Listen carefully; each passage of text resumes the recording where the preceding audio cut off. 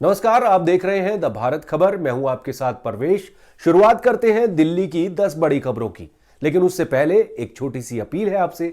अगर आपने अभी तक द भारत खबर चैनल को सब्सक्राइब नहीं किया है तो तुरंत सब्सक्राइब कर लीजिए, साथ ही बेल आइकन का बटन भी दबा दीजिए। दिल्ली एमसीडी ने बीते 24 जनवरी को सदन में मेयर चुनाव नहीं होने के लिए बीजेपी पार्षदों को कटघरे में खड़ा किया है। एमसीडी ने सदन की बैठक में हंगामा होने के संबंध में उपराज्यपाल को भेजी अपनी रिपोर्ट में बीजेपी पार्षदों को जिम्मेदार ठहराया है। एमसीडी ने कहा है कि पार्षदों को शपथ दिलाने के बाद बीजेपी के पार्षदों ने हंगामा किया। इस कारण सदन में कामकाज ठप होने की नौबत आने पर पीठासीन अधिकारी को बैठक स्थगित करनी पड़ी।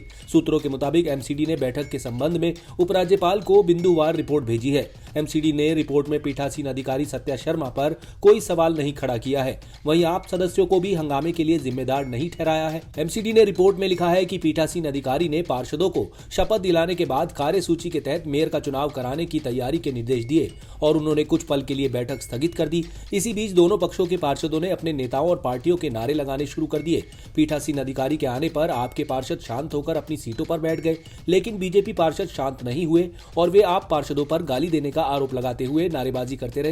इस दौरान सदन की कार्रवाई नहीं चल सकी और पीठासीन अधिकारी ने 15 मिनट तक बैठक स्थगित कर दी। पुनः बैठक शुरू होने के कारण भी बीजेपी पार्षद शांत नहीं हुए और वे आप पार्षदों पर गाली देने का आरोप लगाते रहे। इस कारण पीठासीन अधिकारी ने सदन को अनिश्चितकाल के लिए स्थगित कर दिया। सूत्रों ने बताया कि एमसीडी ने अपनी रिपोर्ट में उपराज्यपाल से किसी भी दल के पार्षदों के खिलाफ कार्रवाई की मांग नहीं की है। एमसीडी ने केवल सदन की बैठक की तारीख तय करने का आग्रह किया है।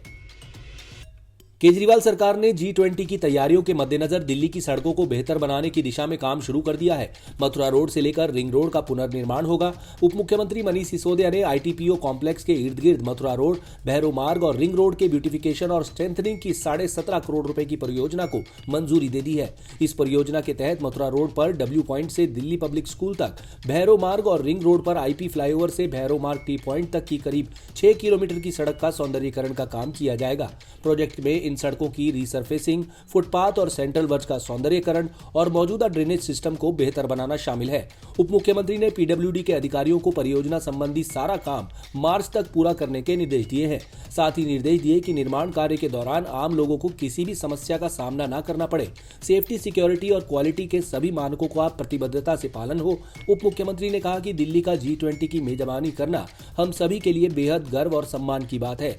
उप मुख्यमंत्री अरविंद केजरीवाल के नेतृत्व में दिल्ली के लोगों को सड़कों पर चलने का बेहतर अनुभव प्रदान करने और G20 की तैयारियों के मद्देनजर हम दिल्ली की सड़कों को बेहतर बनाने की दिशा में मिशन मोड में काम कर रहे हैं। इसी के तहत पीडब्ल्यूडी मथुरा रोड पर डब्ल्यू पॉइंट से दिल्ली पब्लिक स्कूल तक, भैरव मार्ग और रिंग रोड पर आईपी फ्लाईओवर से भैरव मार्ग टी पॉइंट तक की सड़क का सौंदर्यीकरण का काम किया जाएगा।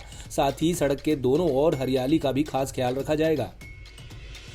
दिल्ली के गवर्नमेंट स्कूल के टीचर्स की फिनलैंड में ट्रेनिंग को लेकर विवाद थमने का नाम नहीं ले रहा है। एक और जहां दिल्ली सरकार टीचर्स को ट्रेनिंग पर भेजने के लिए अड़ी है, वहीं सरकार का यह भी दावा है कि एलजी दफ्तर से इस मामले की फाइल पास नहीं की जा रही है।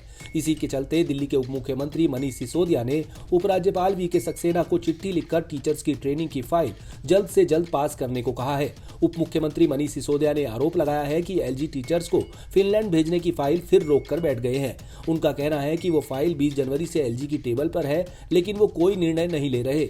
एलजी ना तो प्रस्ताव पास कर रहे हैं और ना ही इसे अस्वीकार कर राष्ट्रपति को भेज रहे। सिसोदिया ने आरोप लगाया कि शिक्षकों के प्रशिक्षण की फाइल अक्टूबर 2022 से एलजी दफ्तर के चक्कर काट रही है और अगर फाइल अटकी रही तो मार्च 2023 में 30 शिक्षकों की ट्रेनिंग भी रद्द हो सकती है। दिल्ली में तिमारपुर के गांधी विहार में एक शख्स को नशे में धुत कुछ लोगों को समझाना महंगा पड़ गया। आरोपियों ने उन्हें समझाने वाले युवक को गोली मार दी, जिसके बाद से वो ट्रॉमा सेंटर में भर्ती है। घटना बीती रात की है। जानकारी के मुताबिक आरोपी विवेक और उसके साथी कल रात एक शादी से वापस लौटे थे और एक दूसरे से झगड़ा कर रहे थे। इस दौरान वो काफी तेज आवाज में अभद्र भाषा का प्रयोग करते हुए बातें कर रहे थे। इसी बीच गली में ही रहने वाले अवतार और उसका दोस्त सागर वहां आ गए और विवेक और उसके साथियों को शोर शराबा न करने को कहा। इससे नाराज आरोपियों में से एक सन्नी अवतार और सागर से झगड़ा करने लगा और बाद में अवतार पर गोली चला दी। अवतार को गोली लगते ही आरोपी वहां से फरार हो गए और उसके दोस्त सागर ने उसे ट्रॉमा सेंटर में भर्ती कराया। मामले की जानकारी होने पर पुलिस मौके पर पहुंची और केस दर्ज कर जांच शुरू कर दी।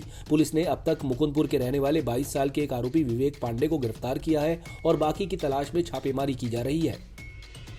दिल्ली के पश्चिम विहार इलाके में हत्या की सनसनीखेज वारदात सामने आई है। यहां 32 साल की एक महिला की गोली मारकर हत्या कर दी गई। सरेराह हुई इस वारदात से इलाके में सनसनी फैल गई। सूचना मिलते ही पुलिस मौके पर पहुंची। साक्ष्य जुटाने के साथ ही पुलिस आरोपियों की तलाश में जुट गई है। पुलिस के मुताबिक ये वारदात शाम 7:30 बजे उस समय हुई जब 32 साल की ज्योति ऑफिस से घर लौट रही थी। तभी अज्ञात हमलावरों ने गोली मारकर उसकी हत्या कर दी। महिला फ्लिपकार्ट में कुरियर डिपार्टमेंट में काम करती थी। मृतक महिला के पति दीपक ने बताया कि वो जब ऑफिस से घर लौट रही थी तभी 2 लोग आए और उसे गोली मार दी। इनमें से एक लड़का स्कूटी पर था और एक बाइक पर था। इस घटना के बाद डीसीपी हरेंद्र सिंह मौके पर पहुंचे। पुलिस फिलहाल मौके पर लगे सीसीटीवी खंगाल रही है और हर एंगल से जांच कर रही है। दिल्ली नगर निगम के हिंदूराव अस्पताल पर 15 साल की लड़की के मानव अंग गायब करने का आरोप लगा है। थाना उस्मानपुर की पुलिस इस मामले में जांच कर रही है। शिकायत के बाद मेडिकल बोर्ड बनाकर लड़की के शव का पोस्टमार्टम किया जा रहा है। वहीं इस संबंध में जब हिंदूराव अस्पताल की चिकित्सा अधीक्षक से जानकारी मांगने की कोशिश की गई तो जवाब नहीं मिल पाया। न्यू उस्मानपुर थाने से मिली जानकारी के मुताबिक 15 साल की बेटी को पेट दर्द की शिकायत के बाद मां 21 जनवरी को हिंदूराव अस्पताल में लेकर गई। 26 जनवरी को बेटी इमराना ने दम तोड़ दिया। परिवार लड़की के शव को लेकर वापस घर आए तो देखा कि उसके पेट पर कोई बैग है। पुलिस का कहना है कि भजनपुरा निवासी 15 साल की लड़की को आंत संबंधी समस्या के बाद हिंदूराव अस्पताल में भर्ती किया गया था। 24 जनवरी को उसका ऑपरेशन हुआ और 26 जनवरी को उसे मृत घोषित कर दिया गया। घर पहुंचने पर परिवार ने पुलिस को फोन किया कि उसकी बेटी के कुछ अंग निकाले गए हैं। मृतका की एमएलसी थाना उस्मानपुर पुलिस ने शादरा के जग प्रवेश अस्पताल में बनवाई है। आरोप लगने के बाद शव को जीटीबी अस्पताल में रखवाया गया है। फिलहाल मेडिकल बोर्ड से पोस्टमार्टम कराने की कार्रवाई की जा रही है। मसाज पार्लर ढूंढने के लिए युवक ने गूगल की मदद ली तो एक लड़की ने व्हाट्सएप पर संपर्क किया और नजदीकियां बढ़ा ली। बाद में वो उसे एक फ्लैट पर ले गई। यहां लड़की के साथियों ने युवक को दुष्कर्म के मामले में फंसाने की धमकी देकर 10 लाख रुपए मांगे और बुरी तरह पीट दिया। युवक किसी तरह पुलिस की वर्दी पहने बदमाश को पैसे देने की बात कहकर बाहर आया और शोर मचा दिया। इसके बाद लोगों ने नकली पुलिसकर्मी को पकड़ लिया जबकि साथी फरार हो गए। पकड़े गए आरोपी की पहचान सुन्नी सुनेजा के रूप में हुई है। सीमापुरी थाना पुलिस ने जबरन वसूली, धोखाधड़ी, बंधक बनाने समेत अन्य धाराओं में मामला दर्ज कर बाकी आरोपियों की तलाश शुरू दी है। छानबीन के दौरान पुलिस को पता चला कि आरोपियों का पूरा गिरोह वसूली करता है। दिल्ली पुलिस की स्पेशल सेल ने एटीएम काटकर नकदी चुराने वाले मेवात के गिरोह के बदमाश 22 साल के शाहरुख खान को गिरफ्तार किया है। पुलिस 3 बदमाशों को पहले ही गिरफ्तार कर चुकी है। गिरोह के बदमाश दिल्ली, मध्य प्रदेश और बाकी राज्यों में 5 से ज्यादा एटीएम को काटकर 87 लाख रुपए चुरा चुके हैं। पुलिस ने आरोपी के पास से सेमी ऑटोमेटिक पिस्टल और 2 कारतूस बरामद किए हैं। पुलिस अधिकारियों के मुताबिक दिल्ली में एटीएम काटकर नकदी चुराने की घटनाओं को देखते हुए एक टीम गठित की गई। 3 महीने की जांच के बाद पुलिस को 27 जनवरी को सूचना मिली कि गिरोह का बदमाश शाहरुख जीत सिंह मार्ग अच्छी में आएगा। पुलिस ने यहां घेराबंदी कर गांव सोन, जिला नूह निवासी शाहरुख को गिरफ्तार कर लिया। आरोपी अपने साथियों के साथ 6 महीने में दिल्ली और मध्य प्रदेश में 5 एटीएम को काटकर 87 लाख रुपए से ज्यादा चुरा चुके हैं। गिरोह के बदमाश ऐसे एटीएम को निशाना बनाते थे जिन पर सुरक्षा गार्ड नहीं होते। आरोपी वारदात करने से पहले रेकी करते थे। इसके बाद सीसीटीवी पर काले रंग का स्प्रे छिड़क देते थे। फिर गैस कटर से एटीएम को काटकर कैश चुराते। आरोपी पेशे से ड्राइवर है। यही अन्य आरोपियों को गाड़ी चलाकर वारदात वाली जगह पर ले जाता था। दिल्ली में कड़ाके की ठंड में भी डेंगू का खतरा कम नहीं हुआ। एमसीडी की वेक्टर बॉर्न डिजीज रिपोर्ट से पता चला है कि राजधानी में जनवरी में डेंगू के 14 केस मिले हैं। मलेरिया और चिकनगुनिया से भी राहत नहीं है। रिपोर्ट के मुताबिक इसके भी कई केस सामने आए हैं। निगम ने सर्द मौसम में मच्छर जनित बीमारियों का खतरा जारी रहने को लेकर चिंता जाहिर की है और सख्त कदम उठाने के लिए गंभीरता दिखाई है। निगम ने निर्माण स्थलों पर मच्छरों के प्रजनन की रोकथाम और नियंत्रण के लिए सिविल इंजीनियरों और ठेकेदारों के लिए ट्रेनिंग प्रोग्राम का आयोजन किया। ट्रेनिंग सेशन में राष्ट्रीय मलेरिया अनुसंधान संस्था यानी NIMR के विशेषज्ञों की टीम और उप स्वास्थ्य अधिकारियों ने भी हिस्सा लिया। दिल्ली में पश्चिम विक्षोभ के असर से हुई बारिश और पहाड़ों पर बर्फबारी ने मैदानी इलाकों में ठिठुरन को बढ़ा दिया है। पहाड़ों से आ रही सर्द हवा सुबह शाम कपकपा दे रही है। सर्द हवा का ये दौर अभी बुधवार को भी जारी रहेगा। इस कारण से अधिकतम तापमान 20 डिग्री के आसपास रहने का अनुमान है। मौसम विभाग के मुताबिक 2 दिन बाद अधिकतम और न्यूनतम तापमान में 2 से 4 डिग्री तक की बढ़ोतरी देखने को मिल सकती है। आप देख रहे थे दिल्ली की 10 बड़ी खबरें। अगर आपको हमारी ये खबरें पसंद आई तो लाइक कीजिए, कमेंट कीजिए और इसे अपने दोस्तों के साथ व्हाट्सएप पर शेयर कीजिए। नमस्कार।